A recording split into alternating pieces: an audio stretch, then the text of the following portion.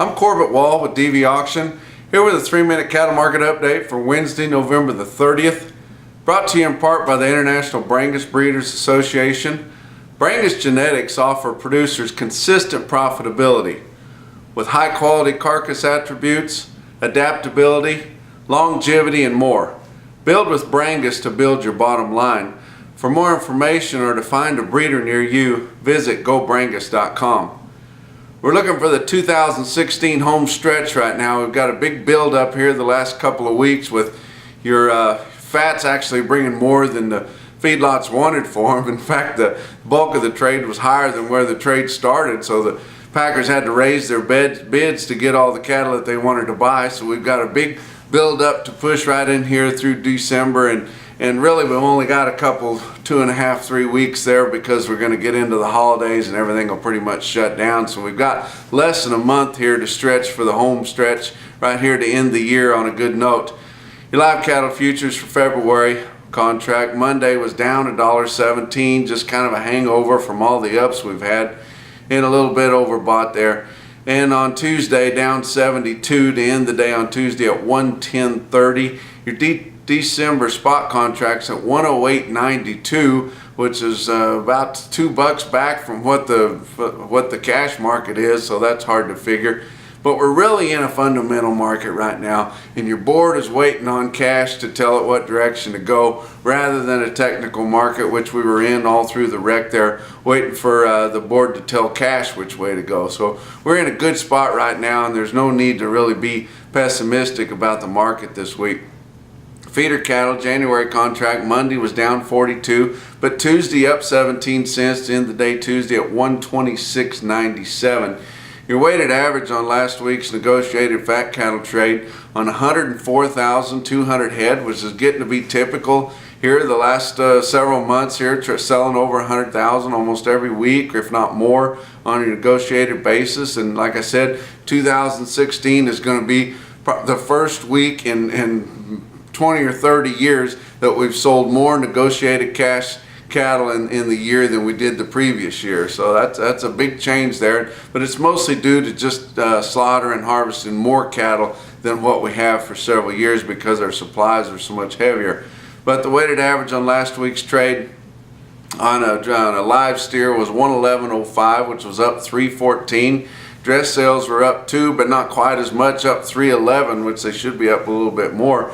But your dress steer averaged 173.03.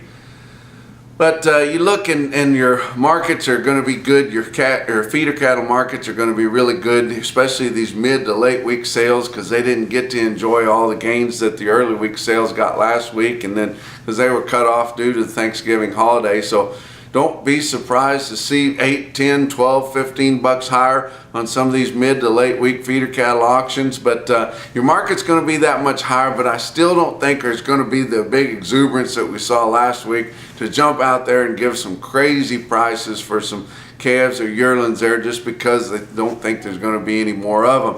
We've got almost every sale in the country is going to have big runs here the next 2 or 3 weeks leading up to the holidays. There's lots of cattle for sale out there. For you guys that are buying, not so much stockers, because there's a pretty tight supply of stockers unless you're ordering them out of the southeast, but if you're buying feeding calves or big backgrounded yearlings, there's plenty to go around, and there's no need to jump out there and give those big crazy prices like we saw at some of those specials last week, like in Green City, Missouri. We saw some calves that weighing right up close to 5, bringing over $1.80. Now Green City's got awful good cattle, but they're basically selling way up. Now it's okay to get crazy on the way up on some big yearlings like you do in the summertime out of Green City, because there's cattle are so shrunk out and they may unload weighing more than they did in the ring. But not so much on the calves. You're not going to get the capacity for that big weigh up price. But we'll probably get back in there to a normal range of buying cattle, and but still the market's going to be that much higher. Look at your early week markets. Now again, this is compared to sharply higher last week. So Oklahoma National Stockyards had close to 8,000 head on Monday. Feeder cattle $1 to $4 higher, which we expected to continue to go up. Your calves were only steady though. Most of your wheat grazers in the Southern Plains have already turned their cattle out. They don't have the flexibility and the luxury of just adding to and turning more cattle out all the time. The majority of that wheat is leased. You turn out so many pounds of cattle, and that's what you got till you take them back off, and you're told when to take them off. If you do have a farmer there that's got his own wheat and he can kind of do what he wants to, he might be picking around, but for the most part, your stocker drive on your demand is really over now for this wheat season, and we might see another jump in it if guys decide to do a graze out thing, and they may turn some more cattle out on some graze out wheat later. But you look at Joplin Regional Stockyards had 6,700 head on Monday. Their feeders were steady to $2 higher, even though they didn't have near the big runs and bunches they did last Monday because they kind of had a yearling special there, and the quality was down a little bit because you didn't have those reputation strings. So if you look at the weighted average on the prices there, it might not have been higher, but for what was there, the market was still steady to $2 higher on your feeder cattle, and calves steady to $3 higher. Joplin had their biggest week of the year that they have here. It's always that first week of December. They had actually, if you look at a week span there, last Saturday night, they had a big bred cow special there, close to 800 head there. Had some bred cows, young bred cows selling $1,400 to $1,650 with a couple packages up to $1,800.